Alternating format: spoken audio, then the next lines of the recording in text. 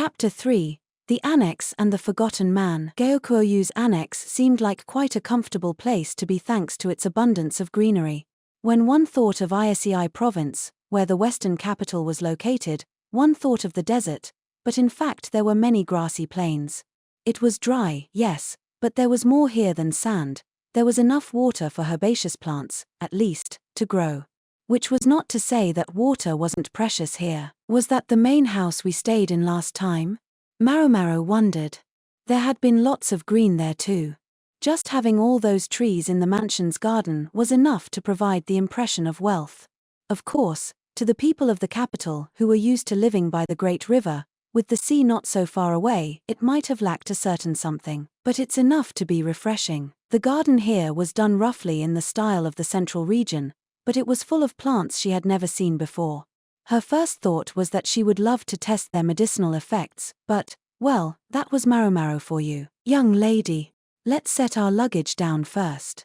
It's been such a long trip, and I'm so very tired, the quack said, looking as rundown as he sounded. Good idea, said Tianyu. Hey, Nyang Nyang, once we get to our room, maybe we can play rock paper scissors to see who gets to explore the mansion. Lahaku walked a few paces behind the three of them, keeping watch. The medical office was in a separate building from the mansion. They couldn't exactly complain about the location. Sickness was considered an impurity, after all. If the office was anywhere too well traveled, they would only have to worry about infection every time a patient showed up. Anyway, this is one odd place, the quack said, looking at their building, mystified. I thought the same thing at the administrative building's medical office. It certainly wasn't what they were used to in Li, and while the western capital had its own architectural style, the building didn't really seem to belong to that either. It almost looked like, is this a chapel? Tianyu asked, his hand brushing the bricks. Chapel? What's that? The quack asked. No wonder he didn't know the word. There weren't many chapels in Li, and the quack was hardly what you would call cosmopolitan. Think of it like a shrine, Maomao offered. Oh, a place to pray. Yeah. There's a lot of different religions in this city, Tianyu said. They entered the building to find a high-vaulted room. There didn't appear to be any objects of worship inside. The only vestiges of any faith once practiced here were some decorations on the walls. Maybe some pious person had once lived here. When the place had passed into Gaokuoyu's hands, he had stopped short of tearing it down, but it was no longer a place of worship. It's the perfect size. Oh, and look.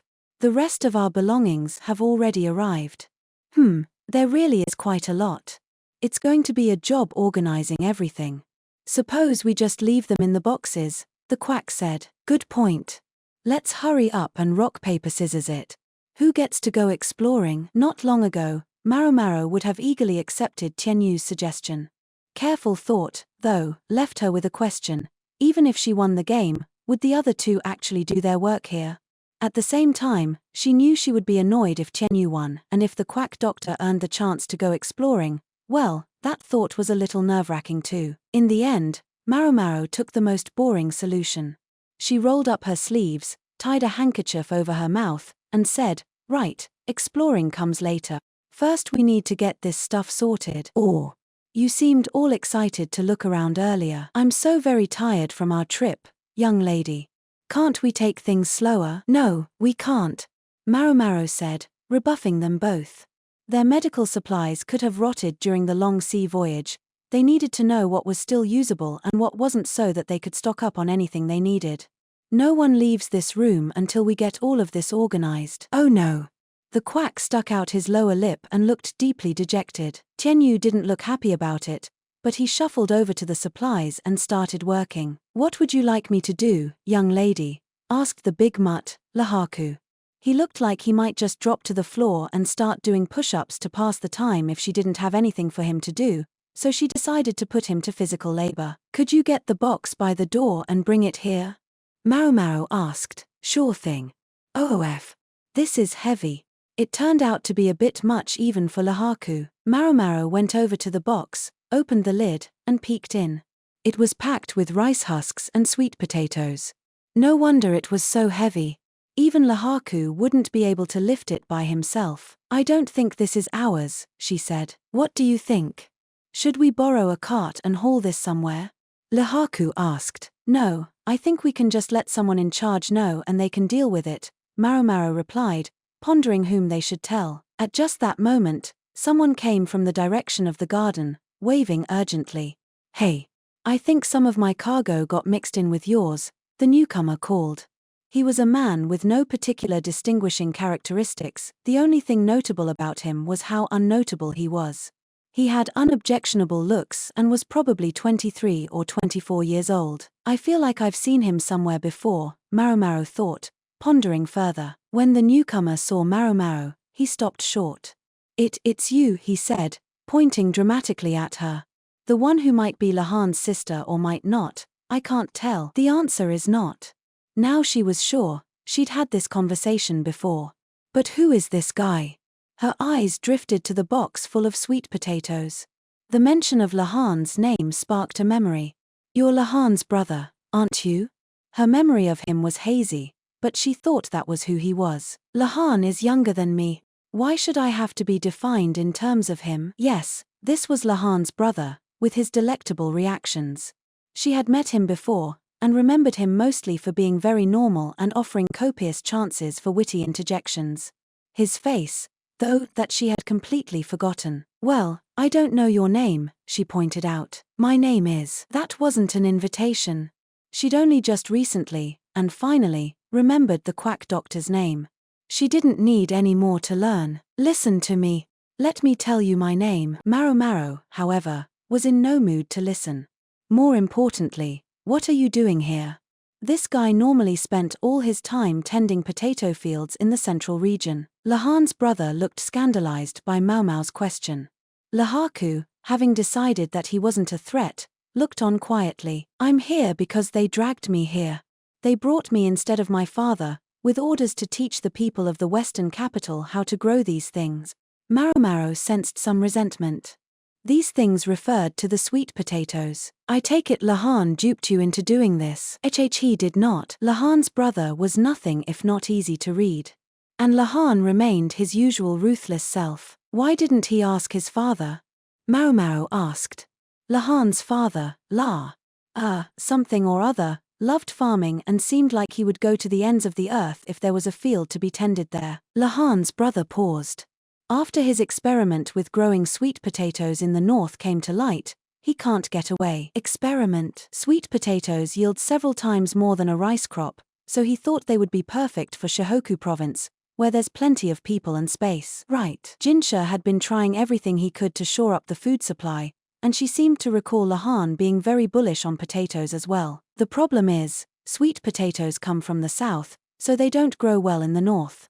In fact, I doubt they'll grow at all, but Dad says it's worth trying to figure out what the northern limit is, so I just let him do that. I'm not sure this is the time. Even Maomao could tell that this was a dangerous idea. A famine was looming, they couldn't spare people and land to satisfy one farmer's curiosity. And he had such a pleasant look. The man had reminded her of Luo Men, and evidently when something interested him, he became completely absorbed in it to the exclusion of everything else. It would be too risky for all the fields to be sweet potatoes, so I brought these two. Have a look. Lahan's brother tossed her something from the box next to the crate of sweet potatoes. Regular potatoes? This is a white potato, right? It was a big, stout, round potato. Potatoes were a relatively new foodstuff. The matron of the verdigris house had told Maomao that they weren't yet widely eaten when she was young. That's right. A tuber like this can grow even in the cold, even if the ground isn't very fertile, so he made me bring these along. Lahan only knows nice dad, but he can be a pretty formidable character when he wants to. Lahan's father, La something or other by name, was evidently a bona fide member of the La clan. Even Maomao had nearly been taken in by his pleasant countenance. Potatoes can be harvested twice a year, so my father has been hell-bent on planting them. I'm afraid he might be trying to use them to fudge his harvest numbers. You seem to know a lot about potatoes, Maomao observed. She'd taken Lahan's brother to be a completely average person with no special qualities other than his vulnerability to a good quip, but it turned out he did have something to offer. Wow, you're a regular farmer, Lahaku said, clapping Lahan's brother on the back. He hadn't followed the entire conversation, but he was impressed just the same. Farmer? Lahan's brother choked. He seemed to want to push back, but he was too enraged to say anything more. The quack doctor, apparently intimidated by Lahan's brother's fury, kept his distance. Tianyu seemed to judge the man simply too normal to be interesting. So your point is, these potatoes aren't food, they're seed crops? Maomao said. Yes, they are. I'm supposed to show the people how to raise them. Him and my older brother can't spend his whole life tied to one place. How is one field so different from another, anyway? In short, this normal person had demonstrated a normal interest in the outside world and been duped for it. The fact that he had chased down this crate of seed potatoes, though, showed that he was indeed a dedicated farmer. Maomao suspected he would produce a lovely crop, even if he complained the whole time. Teaching them to grow new crops, huh? That presumably meant Lahan's brother would be spending his time out in the farming villages. When you go out to the villages, take me with you, Maomao said. Why would I do that? There's something I want to investigate. This was a gift from above. She'd assumed she would have to ask Rikusen or someone until Lahan's brother had come along. I saw Rikusen's outfit. The mud-streaked clothes suggested he'd been inspecting a farm somewhere. But what was a man sent all the way from the capital doing relegated to the fringes of his new home? Maybe he was checking the harvests to make sure no one's cheating on their taxes. Or maybe he knows about the insect plague. A plague of insects had struck west of the royal capital, which meant there was a good chance the locusts had come from farther west than that. It would always be easier to deal with a swarm of locusts when there weren't as many of them. I'm not all that interested in bugs, but I don't think I can get out of this one. For a second, Maomao found herself thinking of another young woman, one who had liked insects far more than she did. Of course, I'm trusting myself to your services today, Master Physician. As ever. Jinshi smiled as he received them. They were in the most sumptuous guest room in the annex.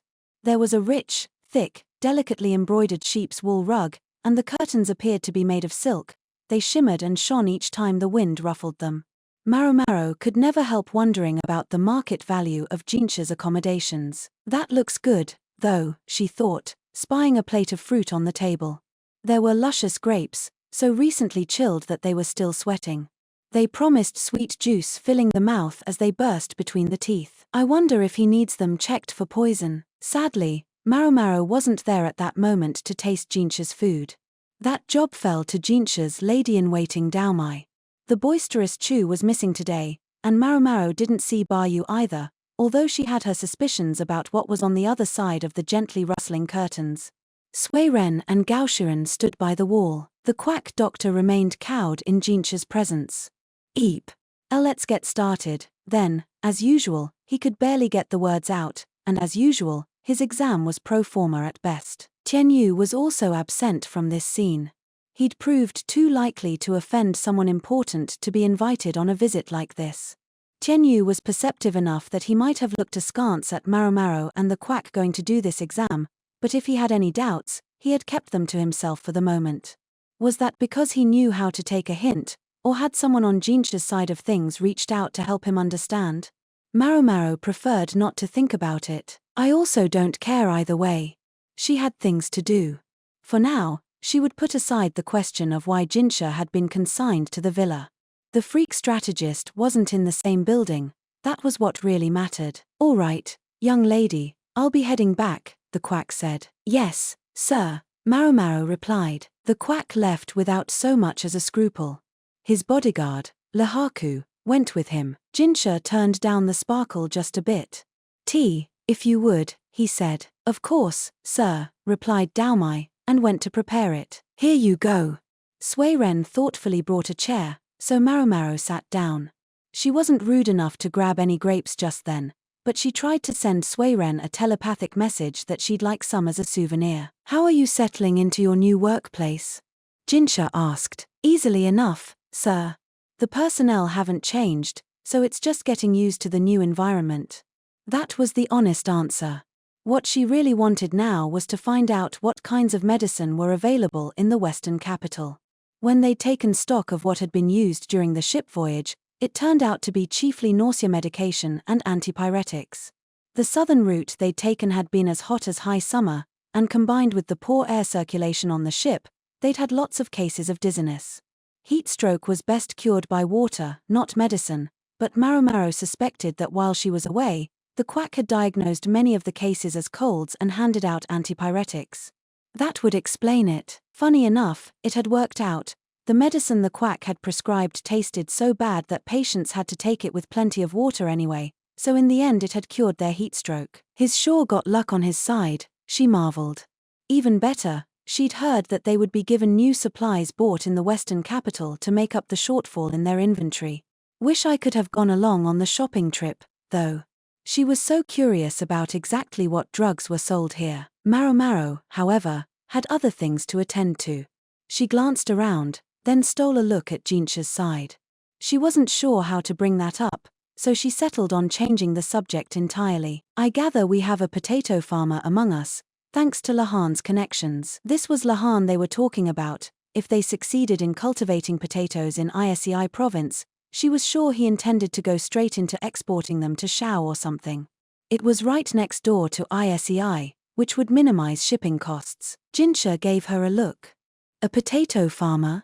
He's your cousin, is what I heard. No relation, she said firmly, so that there would be no mistake. But I heard he was Lahan's older brother. Yes, but Lahan and I are complete strangers. Jinshi gave her a harder look, but he went along with it. Anyway, yes, we do have a potato farmer here. When I heard he was from the La clan, I expected someone. I don't know. More distinctive. Have you met him, sir? I've only seen him in passing.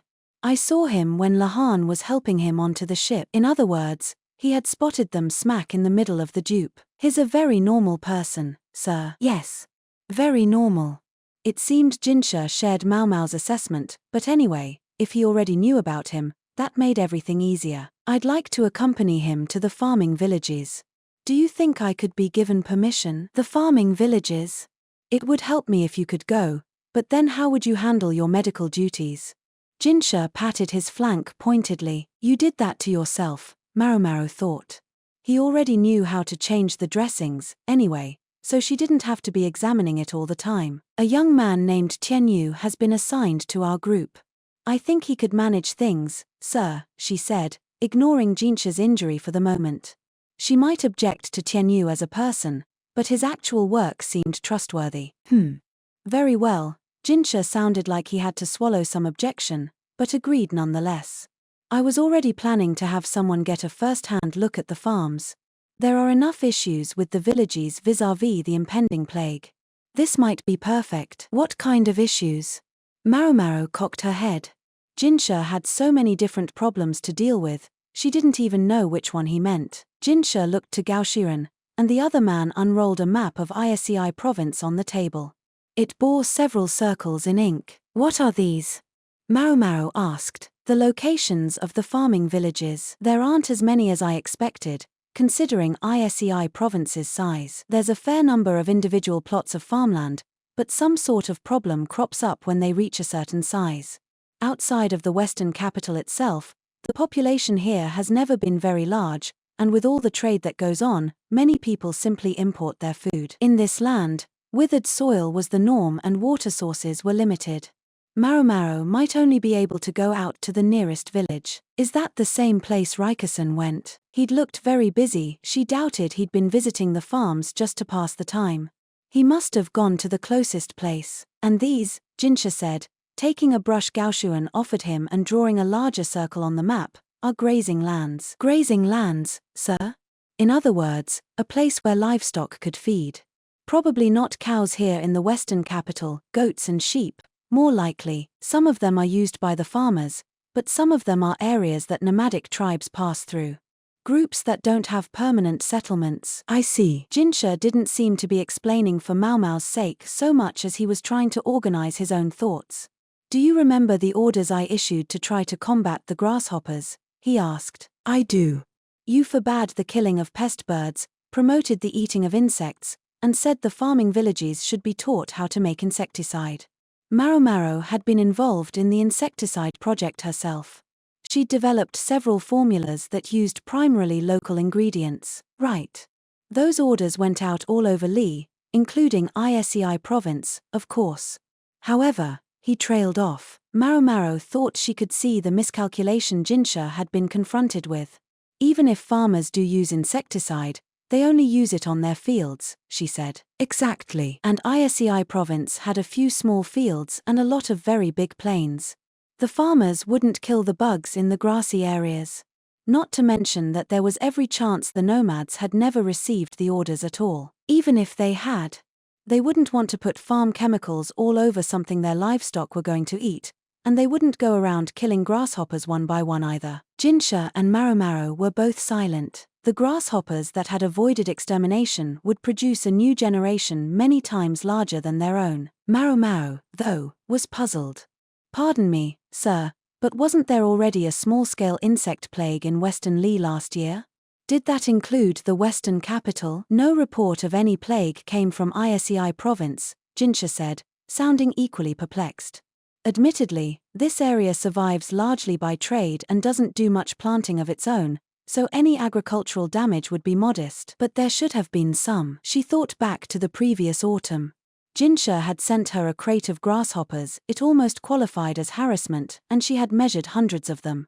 At the time, Lahan had speculated that they might have come from Hokueren on the seasonal winds. And which area was closest to Hokueren? Isei province. Could the grasshoppers have missed them by pure luck? Or, are these people hiding something? Maomao searched Jinshi's face. He didn't look overly concerned, but seemed calm, like he was simply confirming something he already knew. Information he already had. She tried to look at the others in the room for a hint, but Suiren, Daomai, and Gaoshuren betrayed nothing. Is Isei province trying to hide a bad harvest? She wondered. Then she groaned to herself. Maybe it's Empress Gyokuyu's brother, Gyokuoyu, the man who was now in charge in the western capital on behalf of their father. He seemed to have some sort of history with Empress Gyokuyu, but Maomao had largely ignored it as something that didn't involve a simple apothecary. Did all this have something to do with why Rikusen had been out in the village, getting himself filthy? Maomao started to feel impatient, restless. Thinking about the question only left her tying herself in knots, but she hated the feeling of leaving it unanswered. Best to move quickly, then. I know it's somewhat sudden, but perhaps you'd allow me to leave for the farming villages tomorrow, sir? Much as I'd like you to get underway as soon as possible, that might be a bit too soon, Jinshi said. Gaoshuren intervened at that moment. Moon Prince, he said. What is it, Gaoshuren? If Xiaomao is to leave, best she wait a few days first. Why? So everything can be gotten ready? No, sir. Because Basin should arrive a few days from now. Maomao felt like she hadn't heard that name in a long time. Basin, she remembered, was traveling overland to reach the western capital. I think he would make an ideal bodyguard for Xiaomao, Gaoshuren said. All right. We'll use that time to prepare, replied Jinshi, and with that, it was settled. Maomao let out a sigh of relief and was about to head back to the medical office where the quack and Tianyu waited, but Jinshi spoke again. Just a moment. Yes, sir. My stomach is bothering me. Perhaps you could examine it. He grinned at her. I might have known. I'll be waiting in the next room, he said. Then he left and, perhaps informed ahead of time, Suiren and the others stayed behind. Very well, Maomao said after a moment. She took out fresh bandages. Privately, though, she wished Basin would hurry up and get here.